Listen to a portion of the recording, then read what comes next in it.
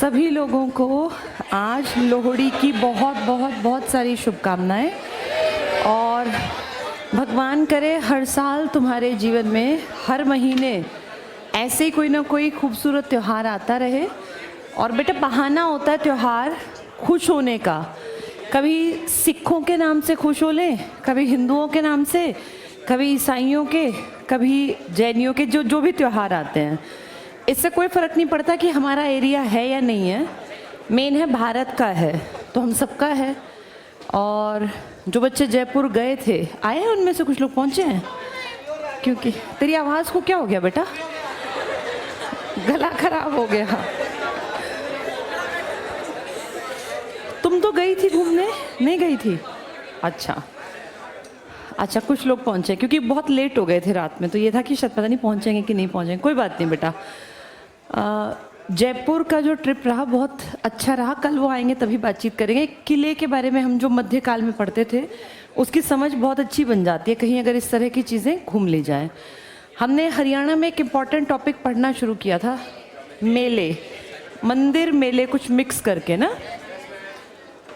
बस बेटा बातचीत नहीं करो। देखो हमने कुछ इम्पॉर्टेंट ज़िलों के बारे में बातचीत की और मैंने कहा था ये बोरिंग टॉपिक है क्योंकि बेटा एक ही भगवान को हम सब पूरा हरियाणा मानता है। अगर हम कृष्ण को मानते हैं तो वो कुरुक्षेत्र के ऊपर से लेके और महेंद्रगढ़, नारनौल और फिर नीचे दक्षिणी हरियाणा तक कृष्ण की भक्ति करते हैं। हमारे यहाँ अगर शिव जी की भक्ति होती है तो पंचकुला से लेके और नीचे दक्षिण, फिर पूर्व, पश्चिम सब जगह। तो प्रॉब्लम क्या है कि मंदिर एक ही भगवान के हर जगह हैं।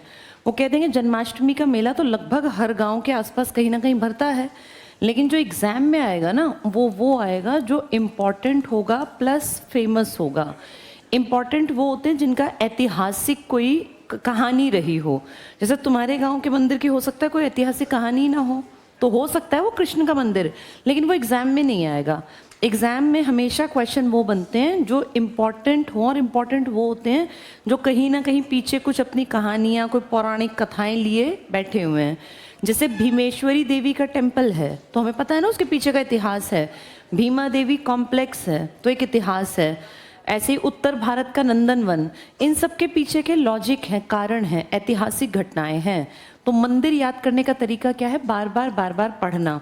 अब ऐसे पॉसिबल नहीं है कि तुम सारे ही मंदिर याद करो। यहाँ हज़ारों गांव हैं लेकिन कुछ इंपॉर्टेंट मंदिर आते हैं।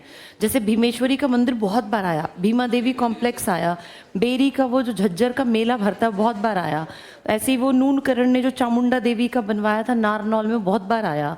तो ऐसे पता होना चाहिए कि ये इंपॉर्टेंट है, ये आ सकते हैं। अब हमारे हरियाणा में अगर गिनने लगे ना तो कम से कम 7,000 प्लस मंदिर मिल जाएंगे, क्योंकि हर गांव में एक मंदिर तो है ही है और 7,000 प्लस आपके गांव हैं। उस हिसाब से अगर देखें तो हर गांव का मंदिर थोड़ी ना याद कर सकते हैं। प्लस एक्स्ट्रा मेले जो गांव से अलग 5-6 गांव का एक बड़ा कोई मेला भरता हो, तो ऐसे पॉसिबल नहीं है, लॉजिकली भी नहीं पॉसिबल है कि हम 10,000 मंदिर याद करें। फिर करें क्या? हम लगभग 50 से 70 के बीच के इंपॉर्टेंट मंदिर बार बार पढ़ें ताकि वो हमें याद हो जाएं। मैंने इसलिए एक दिन में नहीं पढ़ाया, मैंने तुम्हें कुछ हिस्सा पढ़ाया था और कहा था घर जाके पढ़ लेना। जैसे शाम छड़ी का मेला, छड़ियों का मेला, एक जैसे से थे ना लेकिन अलग अलग, ये पेपर में आते हैं। चलो देखो ज़रा कितने पेज तक हमने पढ़ा था। ये 178, 77 बता रहे हैं कुछ लोग। हमने कुछ हिस्से कहीं कहीं से पढ़े थे। एक बार चेक करो, 179 पढ़ाया था पुरानी बुक में। उसमें देखो श्याम छड़ी का, छड़ियों का, ये थे ना, ये श्याम जी छड़ी का 3 मेले इकट्ठे थे, करनाल, रेवाड़ी और झज्जर दूबलधन वाले। छड़ियों का, श्याम छड़ी का और श्याम जी का थे ना, ये 3 मेले इकट्ठे। ऐसे ही तुम्हें मैंने दिवस करवाए थे, देखो पेज 179, ये कंप्लीट हो गया था। 178 शायद नहीं पढ़ाया था, ये इसके एक हिस्से के पढ़ाए थे 11। ठीक है। क्या सोनीपत में कोई मेला पढ़ा था हमने? और क्या हमने बाबा जिंदे का मेला पढ़ा, नग्ननाथ का। मस्तनाथ का कहाँ है? रोहतक में। ऐसे बार बार पढ़ने पड़ेंगे बेटा, और कोई तरीका नहीं है इनको याद करने का, बार बार पढ़ना। पेज 178 का सेकेंड हाफ के ऊपर पहुँचो, आधे का अगला हिस्सा, सेकेंड हाफ का मतलब एक आधा इधर एक दूसरा ऊपर की तरफ। ये नहीं पढ़ाया था, ये पढ़ लेते हैं। बाबा फल्गु का मेला भरता है, बहुत इंपॉर्टेंट। फल्गु मेला कहाँ भरता है? ये कैथल। कैथल में किसकी किस्में ज़्यादा हैं? धान की। वहीं फल्गु का मेला लगता है, बाबा फल्गु का मेला। इंपॉर्टेंट है बेटा ये। अगला सिर्फ पढ़ लो, देहात का मेला। अब देहात तो पूरा गांव है, लेकिन देहात का मेला लगता है पुंडरी कैथल। लुदाना का मेला भी इसी को कहते हैं, बाबा लदाना भी लुदाना भी। बाबा लुदाना या लदाना का मेला कैथल में भरता है। तो कैथल के दो मेले हो गए, देहात का, देहात वाले का ही नाम क्या है? लुदाना या लदाना। और एक और क्या पढ़ा ऊपर? फल्गु का। तो फल्गु पूछे, देहात पूछे, लुदाना पूछे, इसका आंसर कैथल है। आगे टिक करो, बलदेव का मेला। बाबा बलदेव का मेला बल्लभगढ़ फरीदाबाद में। सूरज कुंड का मेला तो मोस्ट इंपॉर्टेंट है, क्राफ्ट मेला है, लिख लो यहाँ। हाथ से जो दस्तकार होते हैं ना, हाथ से बहुत सुंदर सुंदर कुछ कढ़ाई बुनाई करके लेके आते हैं, उनका मेला भरता है ये, बहुत इंपॉर्टेंट। सूरज कुंड का मेला, इसको मैं डिटेल से भी लिखवा दूंगी, इसकी हिस्ट्री कब स्टार्ट हुआ, पहली बार विदेशी कब आए, कौन से थीम राज्य थे। जैसे इस साल का इंपॉर्टेंट, जैसे इस साल का लगेगा हम एक पेज पे 8-10 पॉइंट लिख लेंगे, उनमें से ही क्वेश्चन बनेगा। ये टिक कर लो, सूरज कुंड का मेला फरीदाबाद। सबसे पहली बार ये 1987 में लगा था, बस यहाँ एक पॉइंट लिख लो, 1987 फर्स्ट टाइम, और फरीदाबाद के पास लगता है। सूरज के जैसी यहाँ झील है, इसलिए इसका नाम पड़ा सूरज कुंड। कुंड मतलब तालाब, तो सूरज कुंड का मेला फरीदाबाद। कन्हुआ का मेला टिक कर लो, ये भी फरीदाबाद, कन्हुआ। बाबा उदासनाथ का मेला, ये भी फरीदाबाद। फूलडोर का मेला भी फरीदाबाद। कार्तिक अमावस्या का मेला भी फरीदाबाद। संस्कृति मेला भी फरीदाबाद। तो ढेर फरीदाबाद में मेले। आबादी बहुत ज़्यादा है ना बेटा, यहाँ 18 लाख प्लस हैं, तो तरह तरह के मेले बनाते हैं अपने आप ही। नेक्स्ट टिक कर लो, महाराजा अग्रसेन, हमें पता है अग्रसेन अग्रोहा, हिसार के आसपास का, अग्रवाल समाज, वैश्य समुदाय। तो टिक कर लो, अग्रोहा का मेला अग्रसेन का, हिसार। गुगा नवमी, ये तो हमने पढ़ा हुआ है ना, गुगा नवमी, नीला घोड़ा बनता है वो बारिशों के मौसम में। टिक कर लो, गुगा नवमी का मेला हिसार। मनाते हर जगह है, लेकिन बड़ा मेला कहाँ का है? हिसार का। देवी का मेला इंपॉर्टेंट है, भिवानी। भिवानी, भिवानी वैसे भी हमें पता है मंदिरों का शहर है, तो कई देवियों का, महालक्ष्मी की बड़े लेवल पे पूजा करते हैं। यहाँ लिख लो, मंदिरों का शहर भिवानी, तो देवी का मेला भिवानी। नेक्स्ट पढ़ लो, पूर्णमासी, हर जगह लगता है पूर्णमासी का मेला, पर फेमस है भिवानी का। देवसर का मेला वेरी इंपॉर्टेंट में है, भिवानी। देवसर, देवसर का और देवी का दोनों मेले कहाँ लगते हैं? Bhiwani.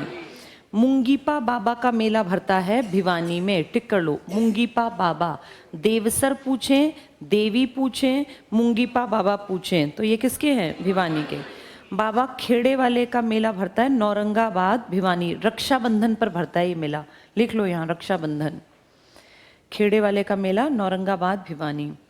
Pandu Pindara very very important, लिख लो, ये मैंने बहुत बार तुम्हें बता रखा है। सोमवती अमावस्या की 12 साल तक वेट करते रहे, क्यों? क्योंकि अपने पूर्वजों का पिंड दान करना था। हमारे हिंदू कल्चर में जब बड़े बुजुर्ग गुजर जाते हैं तो उनका पिंड दान किया जाता है। हरिद्वार पे तुमने देखा होगा बहुत सारे वो पंडित जी बैठे होते हैं ना, लोग अपने फूल वूल लेके फिर वो पूजा सी कराते हैं, फिर वो उसमें नारियल और थोड़े फूल चढ़वा देते हैं और कहते हैं आपके पितृ शांत हो जाएंगे। तो ये बेटा एक तरह से पिंड दान किया जाता है अपने पितरों का। जब इन भाइयों ने सबको मार डाला, धर्म युद्ध था, मारना पड़ा, तो उन्होंने कहा भाई हमारे पूर्वज बचे नहीं, क्योंकि दादा भीष्म से लेकर जितने अगली पीढ़ी थी सब खत्म हो गई। तब इन्होंने पिंडदान किया था अपने खानदान के सभी बड़े बुजुर्गों का, और उस पिंडदान के लिए किसी ने कहा था 12 साल बाद कोई खास अमावस्या आएगी, सोमवती अमावस्या, जिसपे ग्रह नक्षत्र बहुत शुभ होंगे, और तब तुम पिंडदान करना ताकि सबकी आत्मा को शांति मिले।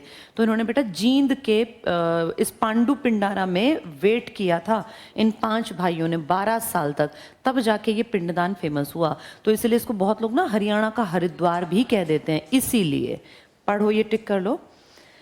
हम पहुंचे पांडु पिंडारा जींद, यहाँ लिख लो पिंडदान, तो हरियाणा का हरिद्वार हो गया, इसीलिए ये पिंडदान, हरियाणा का हरिद्वार।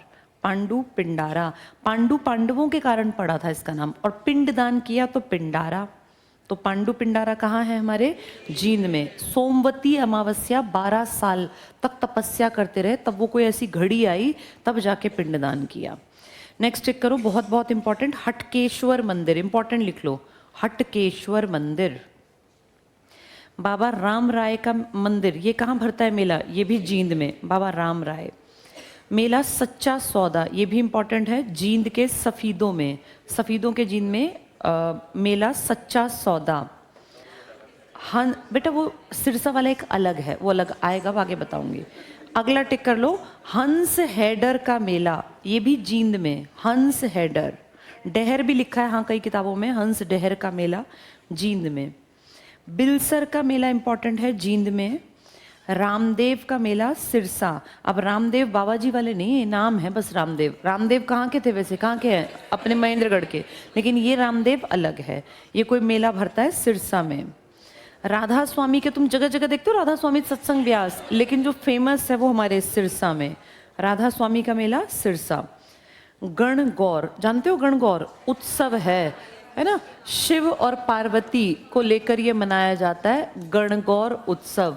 मेन उत्सव ये है बेटा राजस्थान का, और इसमें माता पार्वती की पूजा की जाती है। शिव पार्वती का जोड़ा है तो पार्वती की पूजा करते हैं और औरतें मनाती हैं। जैसे तीज आदमियों का त्यौहार नहीं है, तीज बेसिकली लड़कियों का है ना, न्यूली मैरिड लड़कियां अपने घर जाती हैं, फिर वो खाने पीने का सामान। ऐसे ही गणगौर उत्सव आदमियों का ऐसा सच नहीं है।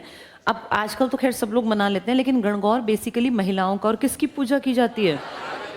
तो पार्वती के लिए गणगौर उत्सव। और ये ज़्यादातर राजस्थान से लगती बेल्ट में, हिसार सिरसा वाली बेल्ट में ज़्यादा मनाते हैं। तो टिक कर लो गणगौर, यहाँ लिख लो पार्वती, शिव पार्वती का है ये गणगौर उत्सव, मेनली पार्वती का, महिलाओं से संबंधित है। इसका मेला भरता है फिर सिरसा में। राजस्थान लिख लेना, मेनली राजस्थान का है गणगौर, तो उसका प्रभाव हमारे सिरसा पर भी है। ये इंपॉर्टेंट बात है, पार्वती वाली आई थी एक बार एग्जाम में ये। बाबा सरसई नाथ का मेला भरता है, कहाँ पर? सिरसा में। बाबा भूमण शाह का मेला सिरसा, भूमण शाह भी इंपॉर्टेंट है बेटा।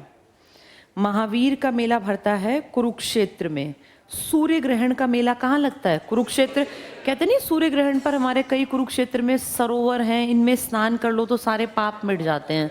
तो कुरुक्षेत्र हमारी धर्म नगरी है। यहाँ सूर्य ग्रहण का, अगर सूरज कुंड का आ गया तो फरीदाबाद, और सूर्य ग्रहण आ गया तो कुरुक्षेत्र। यहाँ टिक कर लो, सूर्य ग्रहण का कुरुक्षेत्र लिख लो, यहाँ धर्म नगरी। नेक्स्ट है सोमवती अमावस्या का मेला। सोमवती अमावस्या अगर पूछेंगे तपस्या तो जींद, लेकिन इसका मेला कहाँ भरता है? हाँ जींद में तो बेटा पांडवों ने की थी। नॉर्मल लोग अगर नहाने जाएं तो पांडवों वाली जगह नहीं जाते, वो जाते हैं कुरुक्षेत्र में। तो टिक कर लो सोमवती अमावस्या का मेला कुरुक्षेत्र। बाबा सच्चा शाही का मेला रेवाड़ी, लेकिन सच्चा सौदा, सच्चा सौदा कहाँ था? जींद में, जो मेला भरा था। सच्चा शाही पूछेंगे तो रेवाड़ी में। इसके बाद अगला सिर्फ पढ़ लो, नसियानी जैन मंदिर रेवाड़ी में। श्यामजी छड़ी, डबल टिक कर लो, इंपॉर्टेंट है ये। श्यामजी छड़ी का मेला कहाँ भरता है?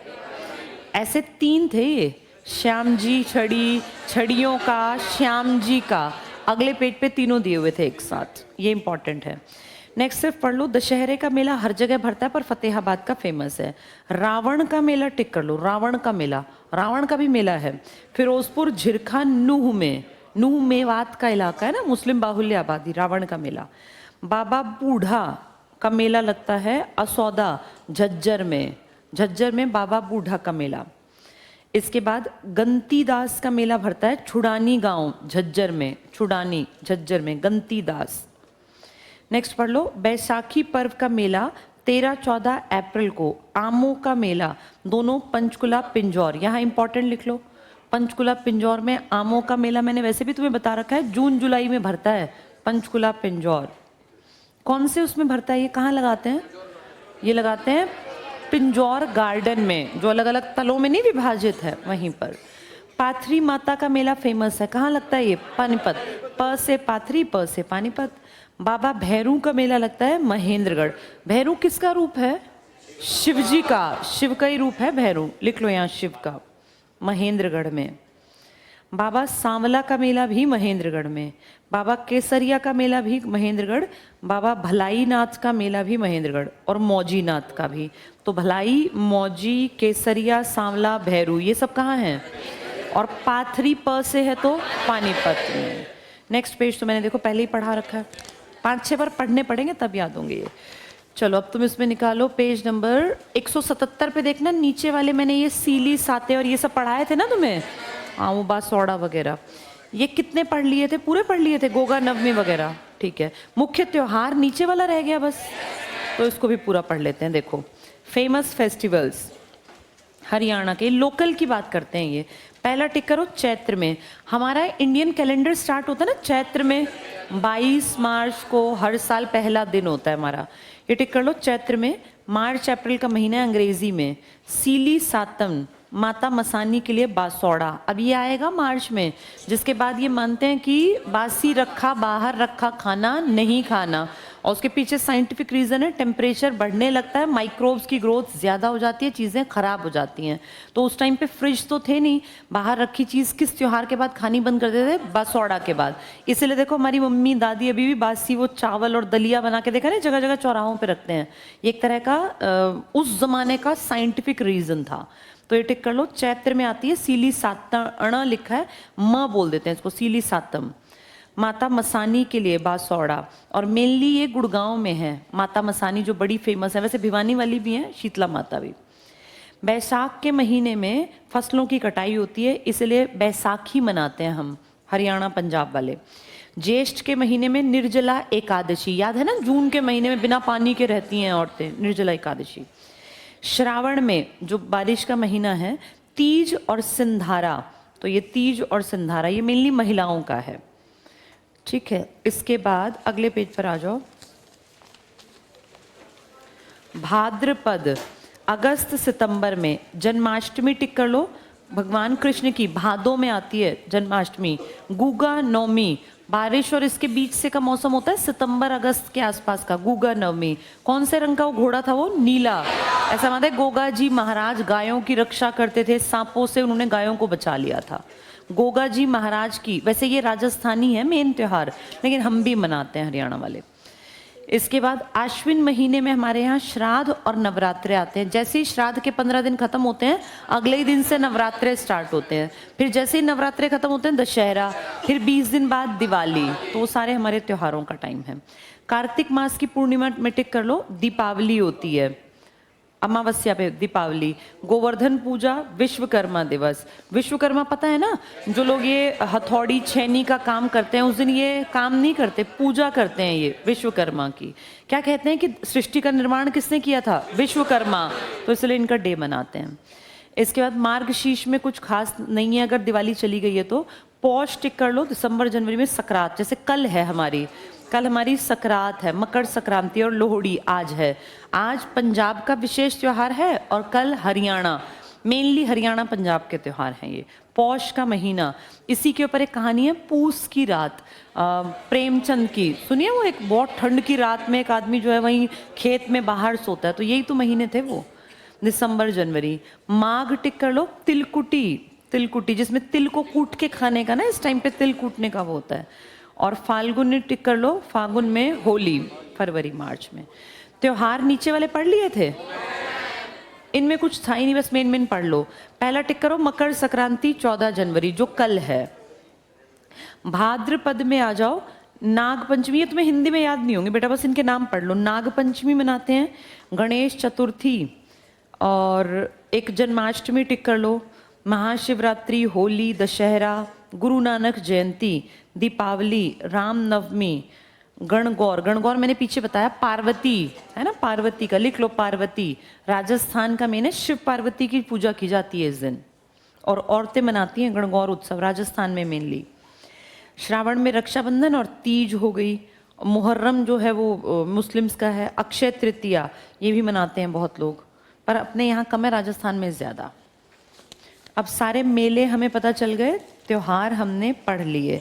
अब आते हैं एक एक करके ज़िले वाइज कि किस ज़िले में क्या इंपॉर्टेंट है ज़्यादा। जैसे जन्माष्टमी तो हर ज़िले का है बेटा, लेकिन कहीं कहीं का मेला बड़ा फेमस है। पेज नंबर 174 पर आ जाओ, हरियाणा के प्रमुख ज़िलों के प्रमुख मेले। सबसे पहले अम्बाला का टिक करो, अम्बाला, इसमें टिक करो तीज का मेला। तीज हर जगह है पूरे हरियाणा में।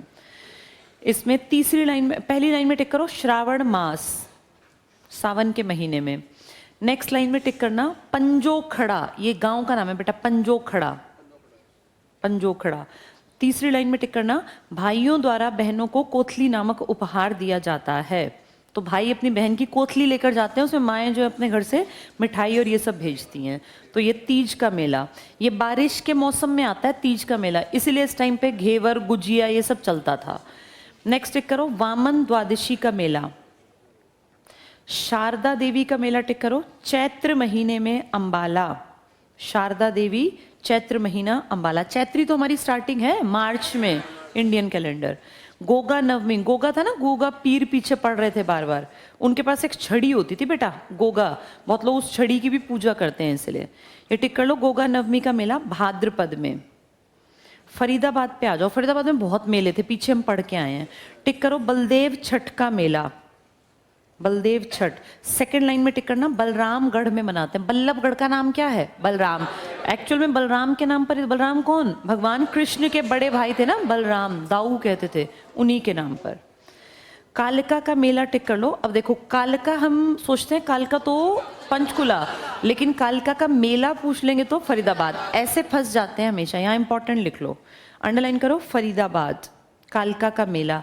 लेकिन कालका देवी का मंदिर पूछ लिया तो पंचकुला में, दोनों अलग अलग हैं। नेक्स्ट लाइन में टिक करना, माता कालका की पूजा, तो इंपॉर्टेंट लिख लो ये। कालका मंदिर पूछेंगे तो तुम टिक करोगे पंचकुला, और कालका का मेला भरता है फरीदाबाद में। जन्माष्टमी का मेला टिक कर लो भाद्रपद में। नेक्स्ट लाइन में धतीर नामक स्थान पर लगता है। इसी लाइन में पहलवानों के लिए विशाल दंगल, जन्माष्टमी के मेले पर विशाल दंगल। गोगा पीर का मेला टिक कर लो। गोगा पीर, गोगा नवमी, ये सब गोगा जी महाराज के लिए मनाते हैं। अंडरलाइन करना भाद्रपद। ऊपर देखना लास्ट जो था अंबाला का, वो भी तो गोगा था। कौन है ये गोगा? गोगा जी महाराज हैं, जो घोड़े पर सवार होते थे, नीले घोड़े पर एक छड़ी रखते थे, और वो ऐसा मानते हैं कि गायों की रक्षा की थी उन्होंने सांपों को मारकर, तब से मना रहे हैं ये। नेक्स्ट टिक कर लो फूल डोर का मेला। सेकेंड लाइन में टिक करना, बाबा बख्शीनाथ की याद में। बाबा उदासनाथ का मेला टिक कर लो अमावस्या को फरीदाबाद में।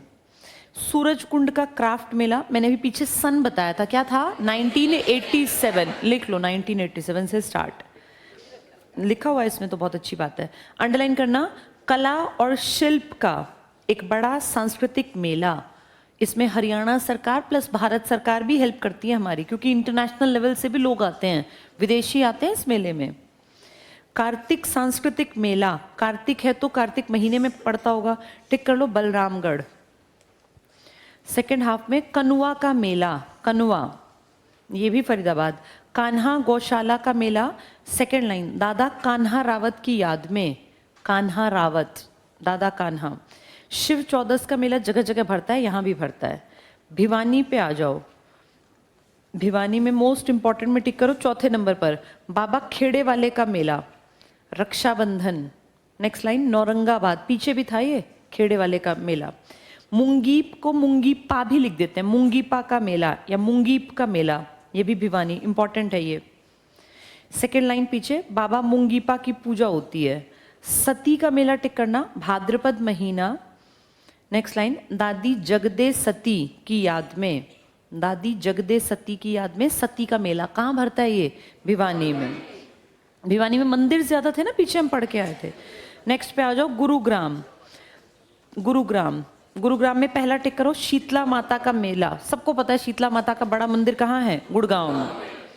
नेक्स्ट बुद्धो माता का मेला, ये भी यहाँ भरता है। बहुत लोग ना ये जो सीलिस आते हैं ना, जिसको हम बसौड़ा कहते हैं, कुछ लोग इसमें देखना, कुछ लोग मंडे को मनाते हैं बेटा, कुछ लोग वेडनेसडे को, वो कहते हैं बुद्धो माता की। वेडनेसडे को वो लोग बसौड़ा पे ना एक दिन नहीं होता, कई दिन तक वो चावल और वो सब ना उसकी पूजा वूजा करते हैं, वो उसी में से है बुद्धो माता। मार्च महीने में मनेगा ये। गोगा नवमी का मेला टिक कर लो, गोगा नवमी। सेकेंड लाइन, गोगा पीर की पूजा, तो गोगा नवमी हर जगह मना रहे हैं। इसके बाद बूढ़ी तीज का मेला टिक कर लो, बूढ़ी तीज का। सेकेंड लाइन पीछे, ये मेला मुस्लिम समाज द्वारा आयोजित, देखा एक मेला तुम्हें लगेगा हमारा है, लेकिन कौन सी सोसाइटी? मुस्लिम समाज। क्या नाम है इसका? बूढ़ी तीज का मेला। कहाँ भरता है ये? गुड़गांव, गुड़गांव में बूढ़ी तीज का मेला, इंपॉर्टेंट लिख लेना ये। इसके बाद अगले इस पर आ जाओ पेज पर, इसमें टिक करना, हिसार पर आ जाओ सीधे। हिसार। अब जैसे नवरात्रि है, जन्माष्टमी है, तो हर जगह है बेटा, ये सारे याद नहीं होंगे। गोगा नवमी टिक कर लो, ये भी बहुत इंपॉर्टेंट है, गोगा नवमी का मेला। हाँ, हिसार में अग्रसेन को करो सबसे इंपॉर्टेंट, अग्रसेन जयंती मेला। सेकेंड लाइन में टिक करना, अग्रोहा नामक स्थान पर अग्रसेन की स्मृति में। जींद पर आ जाओ, हटकेश्वर। तुम्हें याद है भूतेश्वर का मंदिर था, रानी तालाब, रघुवीर सिंह, आया याद वो? ऐसे ही ये हटकेश्वर है, टिक कर लो, हटकेश्वर का मेला। बिलसर का मेला बहुत important, very important, Somvati Amavasya. Jind में, यहीं तो वेट किया था कितने साल तक? 12 साल, इस वाले में। ये मेला हंस हेडर नामक स्थान पर, इसी को हंस डेहर भी लिख सकते हैं वो, हंस हेडर, डबल टिक कर लो। देखो इसका कलर भी थोड़ा अलग इसीलिए है। सोमवती अमावस्या, हंस हेडर, बिलसर का मेला। सच्चा सौदा मेला टिक कर लो, गुरु तेग बहादुर की याद में। इंपॉर्टेंट लिख लो, यहाँ 9वें गुरु हैं ये, लिख लो 9th गुरु, गुरु तेग बहादुर। तो पूछेंगे जींद में सिखों के 9वें गुरु की याद में जो मेला लगता है उसका नाम क्या है? तो उसका नाम है सच्चा सौदा। डेरा सच्चा सौदा अलग चीज है, ये सच्चा सौदा अलग चीज है। धमतान साहिब, इंपॉर्टेंट लिख लो, धमतान साहिब के पास, धमतान साहिब। सेकेंड लाइन पीछे टिक करना बिल्कुल। हिंदू सिख एकता का प्रतीक है, हिंदू प्लस सिखों की एकता, धमतान साहिब। तेग बहादुर की याद में क्या लगाते हैं? सच्चा सौदा, सच्चा सौदा का मेला। राम राय हृद का मेला में टिक करना, सेकेंड लाइन पीछे। महर्षि परशुराम के मंदिर में पूजा, परशुराम, भगवान परशुराम थे ना, ब्राह्मणों के कुल के हेड कहलाते हैं, उनका मेला। करनाल में आ जाओ, सिमरन दास का मेला टिक कर लो, सिमरन दास। देवी का मेला टिक कर लो। छड़ियों का मेला इंपॉर्टेंट लिख लो, छड़ियों का मेला करनाल में। तीसरी लाइन में टिक करना, छड़ियों की खरीद और बिक्री होती है, छड़ियों का मेला। पीछे भी मैंने टिक कराया था, श्याम जी छड़ी का, छड़ियों का ना, श्याम जी का। गोगा पीर, इसका भी टिक कर लो। परासर का मेला, ये एक ऋषि थे बेटा, परासर ऋषि, इसमें टिक कर लो, तरावड़ी नामक स्थान पर। पांडु का मेला, भी पांडु पिंडारा पढ़ा था तो जींद था, लेकिन पांडु का मेला आ गया तो करनाल, यहाँ लिख लो। पर पांडु पिंडारा जींद में है, सिर्फ पांडु आया तो करनाल और पांडु पिंडारा आया तो जींद, एक जैसे लगेंगे ये पेपर में। कैथल पे आ जाओ ऊपर, पीछे पढ़ के आए थे कैथल का। फल्गु, पीछे पढ़ा था ना फल्गु का मेला, टिक कर लो फल्गु। पुंडरक का मेला, 52 द्वादशी का मेला। देहाती मेला, पीछे लुदाना का मैंने बोला ना, लदाना या लुदाना आ जाए, देहाती मेला। सेकेंड लाइन में टिक करना, लुदाना में, ये एरिया का, गांव का नाम है बेटा। नेक्स्ट टिक करना, इस मेले में लोगों द्वारा परंपरागत लोक नृत्य, देहाती मेला लगता है कैथल में, और पुंडरक का मेला और फल्गु का मेला सब कैथल में। फल्गु का बहुत बहुत इंपॉर्टेंट है। कुरुक्षेत्र में आ जाओ, सूर्य ग्रहण पर स्नान होता है, ये भी पीछे मैंने टिक मार्क कराया था, सूर्य ग्रहण पर स्नान कुरुक्षेत्र में। पेहोवा का मेला लगता है, सेकेंड लाइन टिक करो। सोमवती अमावस्या, देवी का मेला टिक कर लो। और मार्कंडा का मेला, मार्कंडा तो मार्कंडेय ऋषि थे ना, उनके नाम पर, सेकेंड लाइन टिक करना। मार्कंडेय ऋषि का आश्रम। बैसाखी का मेला हर जगह भरता है, पर कुरुक्षेत्र में सिखों का बाहुल्य है हरियाणा की तरफ, तो वो 13 अप्रैल टिक कर दो। महेंद्रगढ़ पे आ जाओ, ढोसी, ये तो तुम नाम जानते हो, इसकी पहाड़ी है अरावली की, और सबसे ऊंची, जिसकी ऊंचाई है 652 मीटर।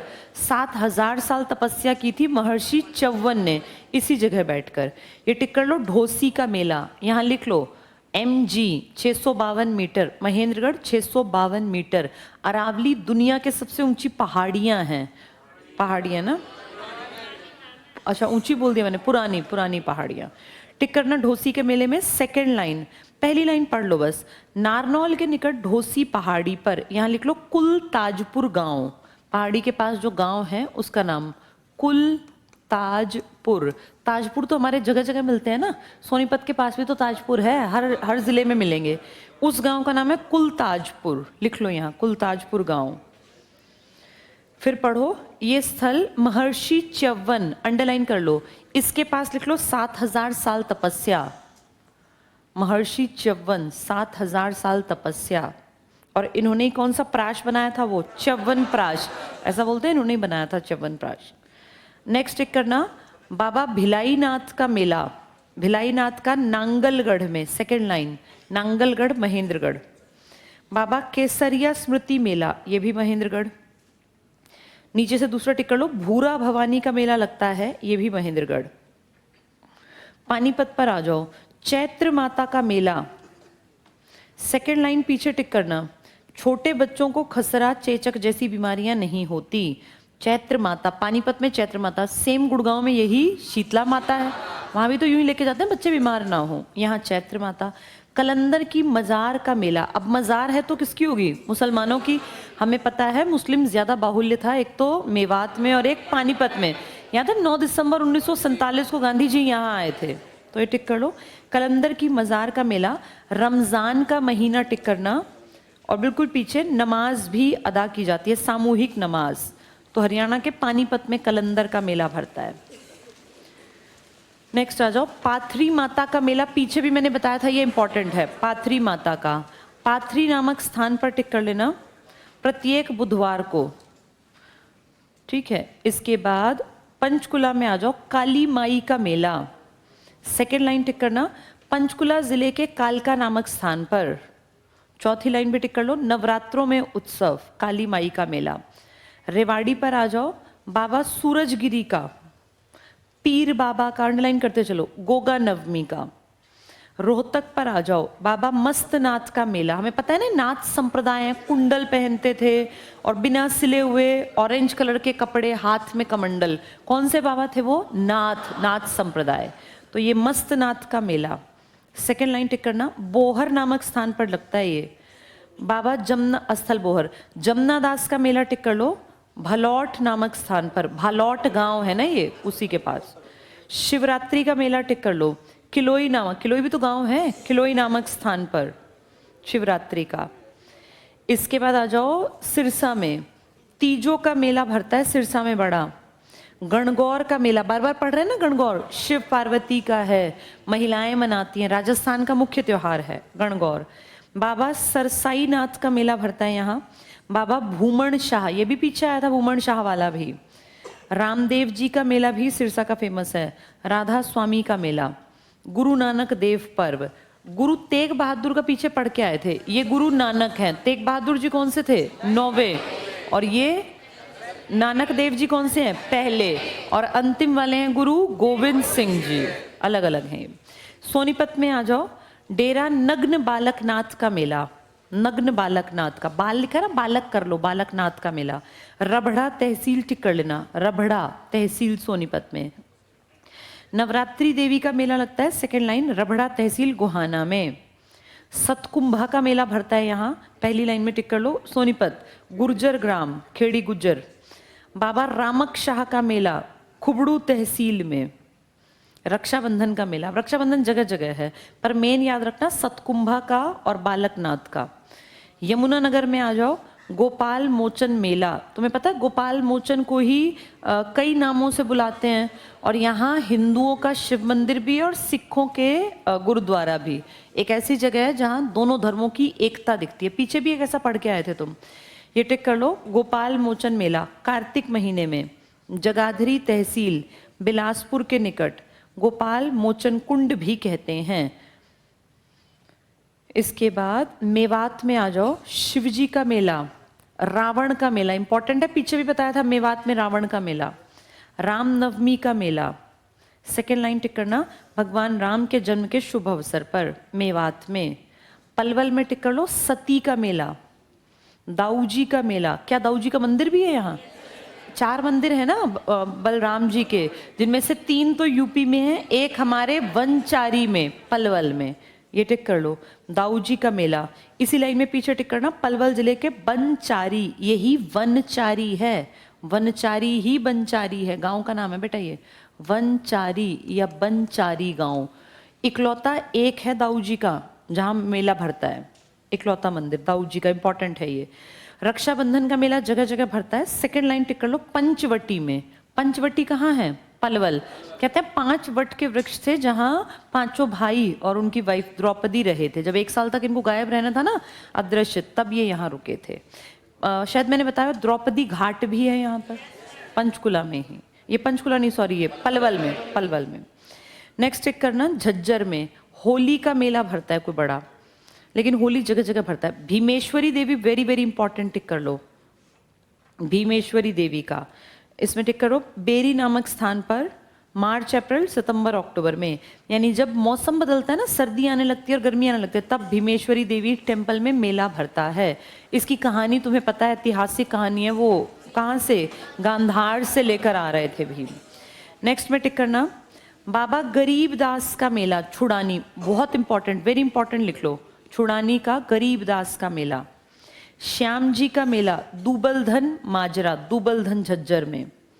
नेक्स्ट लाइन पीछे टिक करना, ये मेला छोटे बच्चों के मुंडन के लिए प्रसिद्ध है। श्याम जी का मेला दूबलधन झज्जर में जो लगता है, छोटे बच्चों का मुंडन। तो जो ये हमारा गुड़गांव वाला है, यहाँ देखा नहीं, कुछ लोग अपने बच्चों के बाल भी यहीं उतरवाते हैं, वो भी। नेक्स्ट टिक करो, गोगा नवमी का मेला, ये जगह जगह लगता है। बूढ़ा बाबा का मेला फतेहाबाद में आ जाओ, दशहरे का बड़ा मेला भरता है यहाँ। चरखी दादरी में भी दशहरे का मेला, जन्माष्टमी का मेला, लेकिन इनकी अलग कहानियां नहीं है क्योंकि ये सारे देश में, सारे राज्य में भरता है। ऋषि मुनियों के मैंने करा दिए थे ये, ठीक है, एक बार चेक कर लो क्या ये टॉपिक हो गया। थोड़ा है तो बोरिंग बेटा, लेकिन बार बार पढ़ना पड़ेगा तुम्हें एग्जाम के लिए। अब आ जाओ पेज नंबर 181 पर, भाषा और साहित्य। ये नहीं पढ़ाया हुआ ना, ये टॉपिक्स जब स्टार्ट हो गए ना, इनके पीछे कोई कहानियां नहीं है ना, ये बहुत डिटेल में समझने हैं, लेकिन कहीं एक किसी का नाम आ जाएगा, किसी मेले का, किसी उत्सव का, तो वो एक नंबर है खरा। ऐसे ही ये है, हेडिंग क्या है इसकी, भाषा और साहित्य। बताओ क्या हरियाणा की भाषा में, हरियाणा की भाषा क्या है, हमारी भाषा है बेटा हिंदी। हमारी बोली क्या है, हरियाणवी। हमारी बोली में साहित्य है क्या, हरियाणवी बोली में साहित्य लिखा गया है? नहीं। हमारे जो अक्षर है ना, वो लिखे ही नहीं जा सकते।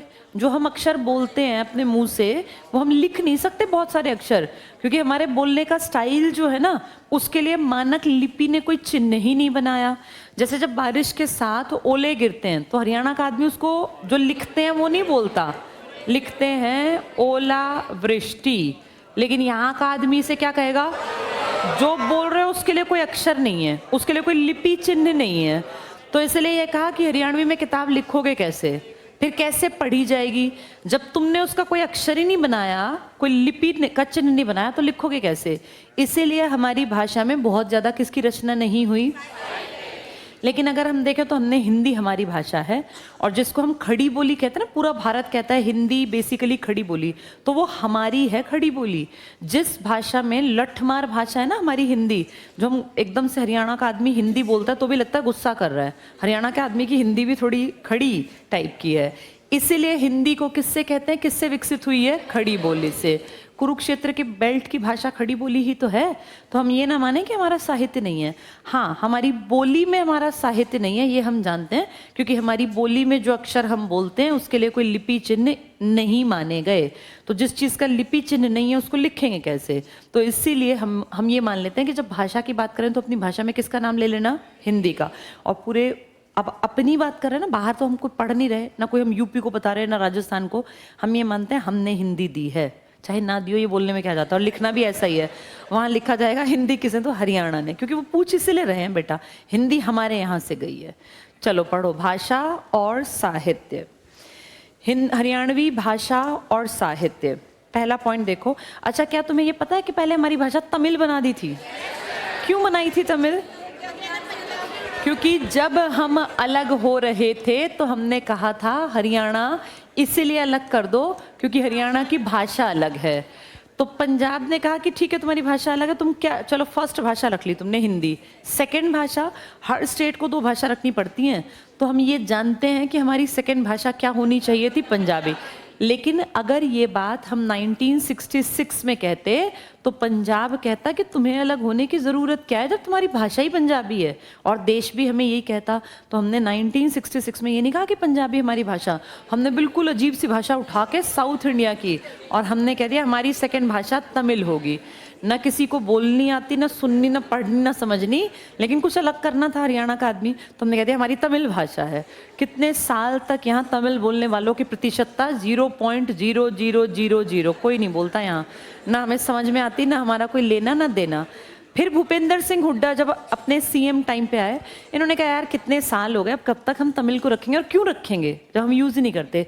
फिर हमने कहा अब तो पंजाब कुछ कह भी नहीं सकता, तब के बाद फिर हमने क्या अपना ली, आज हरियाणा की 2 भाषाएं हैं, पहली भाषा हिंदी, सेकेंड लैंग्वेज पंजाबी। लेकिन ये तब बनी है जब तुम सब पैदा हो गए, तुम्हारे पैदा होने से पहले तक भी यहाँ की सेकेंड लैंग्वेज थी तमिल, और ये बंसीलाल जी ने किया था ताकि पंजाब कुछ बोल ही ना पाए। फिर हुड्डा ने इसको ठीक करवाया। देखो इसमें पहला पॉइंट, हरियाणा की भाषा और साहित्य। भूपेंद्र सिंह हुड्डा के समय 2010 में, अंडरलाइन कर लो, हुड्डा 2010, पंजाबी को द्वितीय भाषा का दर्जा दिया गया। यहाँ लिख लो 1969 से तमिल थी सेकंड भाषा, 66 में अलग हुए थे, लेकिन बेटा इन सब कामों में ना लिखत पढ़त और वो विधेयक वगैरह बहुत समय लेते हैं। 1969 से तमिल थी सेकंड भाषा, बंसीलाल लिख लेना, इन्होंने बनवाई थी। 1969 से तमिल थी सेकंड भाषा, बंसीलाल, उन सीएम ने बनवाई थी। ठीक है, ये पहला पॉइंट क्लियर। तो तमिल तुम्हारी भाषा कब से थी? 1969 से, और कब तक रही? 2010।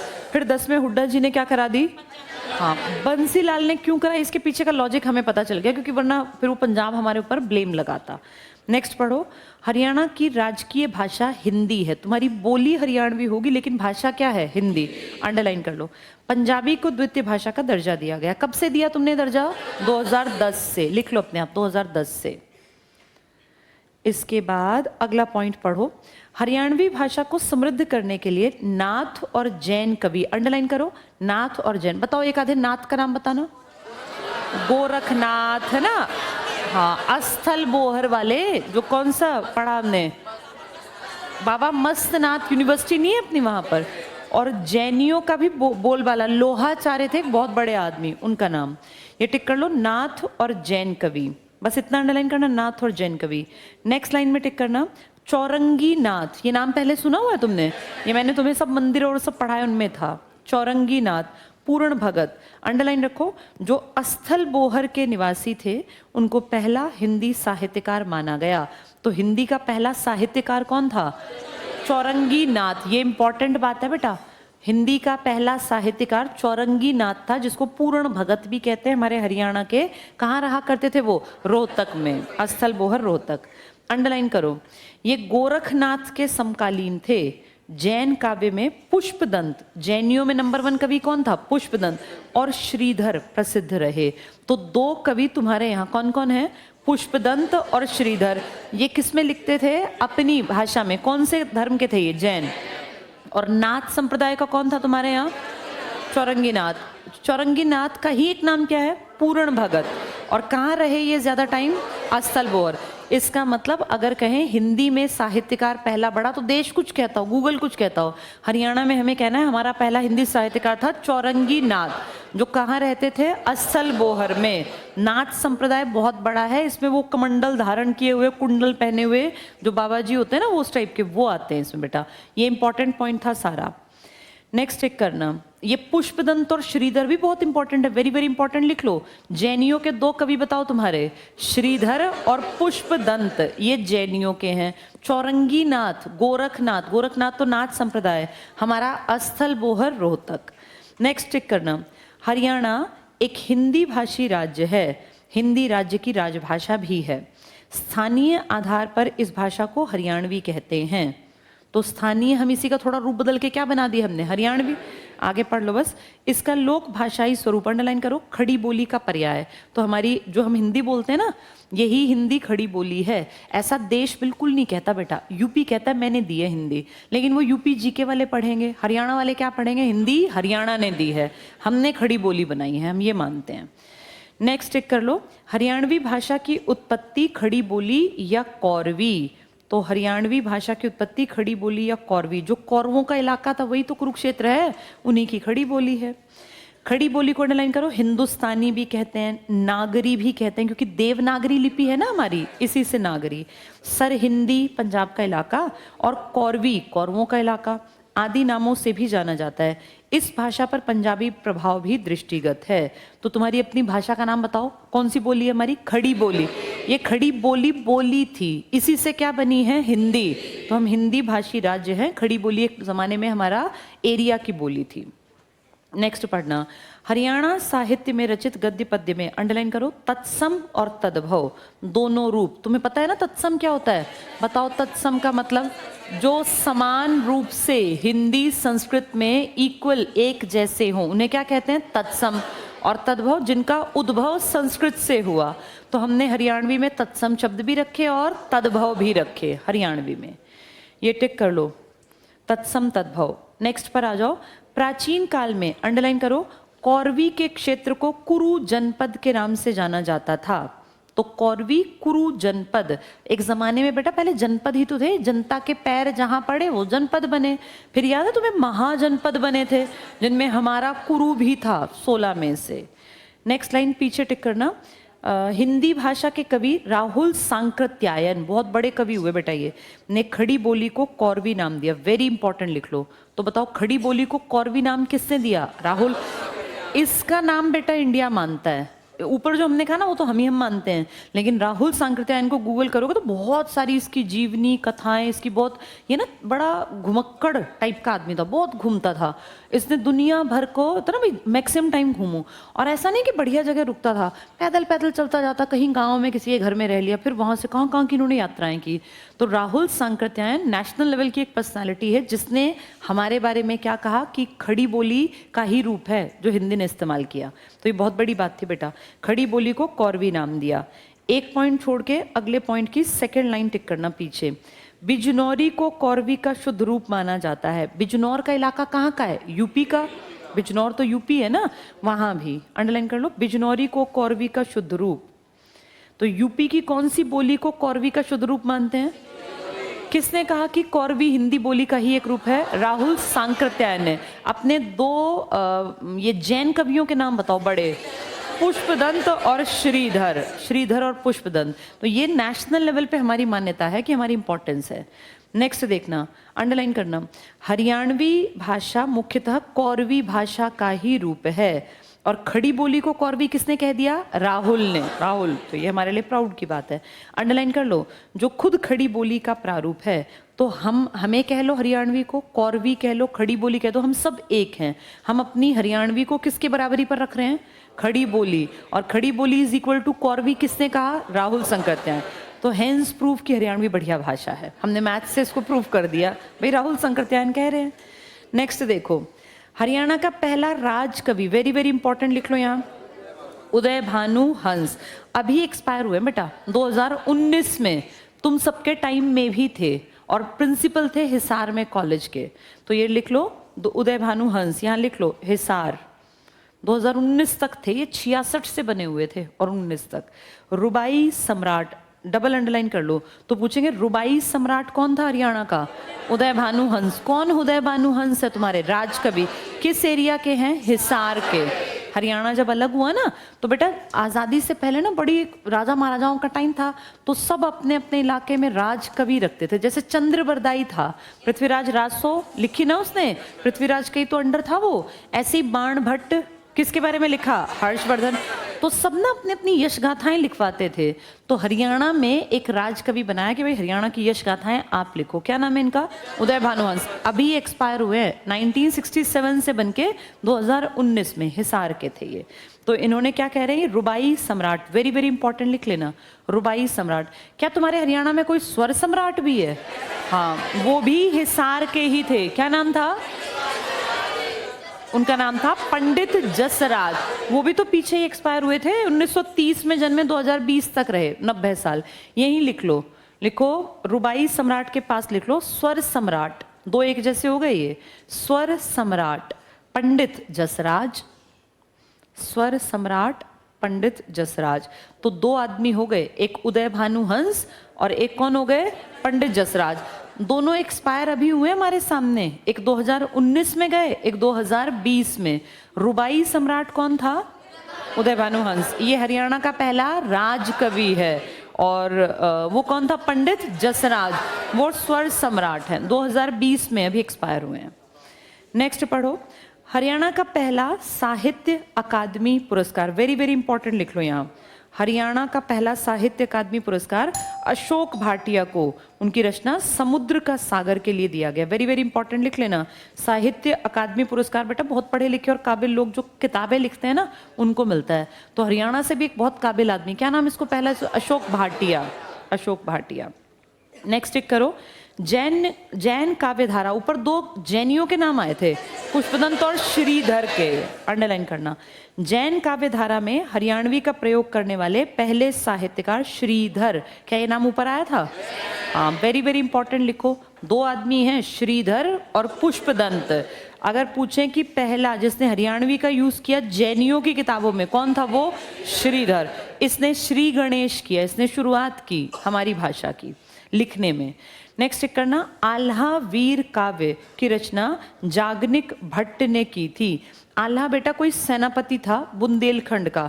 इनके किस्से प्रमुख प्रसिद्ध है लड़ाई में, लिख लो ऊपर एक लाइन लिखो। आल्हा बुंदेलखंड के सेनापति थे। आल्हा बुंदेलखंड, यूपी का इलाका था ना, बुंदेलखंड के सेनापति। और उदल इनका छोटा भाई था। आल्हा उदल, दोनों को इकट्ठा नाम लेते हैं ऐसे, आल्हा उदल, दो भाई थे ये। सेनापति था बड़ा भाई, कहाँ का? बुंदेलखंड का। तो इनकी वीर गाथाएं फेमस हैं, इनके साहस की कहानियां। तो आल्हा उदल के किस्से, ठीक है। इसके बाद कहते हैं दोनों वीरों ने 52 लड़ाइयां लड़ी थी। दोनों भाइयों ने मिलके 52 लड़ाई लड़ी और उनमें जीत के किस्से थे इनके। जैसे एक आदमी ने नहीं, वो सेनापति था बाद में वो बन गया था, क्या नाम था? हेमू। 22 लड़ाई उसकी पढ़ी थी ना तुमने, ऐसे इन्होंने 52 लड़ाइयां लड़ी दोनों भाइयों ने। तो इनके जीत के किस्से हैं बेटा। ये किसी जागनिक भट्ट ने लिखा है इनके ऊपर। नेक्स्ट टिक कर लो, विशंभर नाथ कौशिक हिंदी के प्रसिद्ध कहानीकार हुए। Very very important. Vishambhar Nath Kaushik Hindi के अंबाला के निवासी थे। प्रसिद्ध कहानी ताई, डबल अंडरलाइन करो, इनकी कहानी फेमस हुई ताई। और मासिक पत्रिका, हर महीने एक मैगजीन निकलती चांद, तो मासिक पत्रिका चांद और कहानी ताई। क्या नाम है इस आदमी का? विशंभर नाथ कौशिक। कहाँ के हैं ये? अंबाला। ये हिंदी में लिखते थे बेटा। श्रीधर ने क्या किया? जैनियों में हमारी भाषा का इस्तेमाल किया। अगर पूछो तुम्हारा पहला हरियाणा का राजकवि, तो उदय भानुवंश। आल्हा उदल कौन है? बुंदेलखंड का। आल्हा बड़ा भाई है सेनापति, उदल उसके साथ। इनके किस्से लिखे जागनिक भट्ट ने। इनकी रीडिंग 2-4 बार लेना, फिर ये याद हो जाएंगे, बाकी कल पढ़ेंगे बेटा।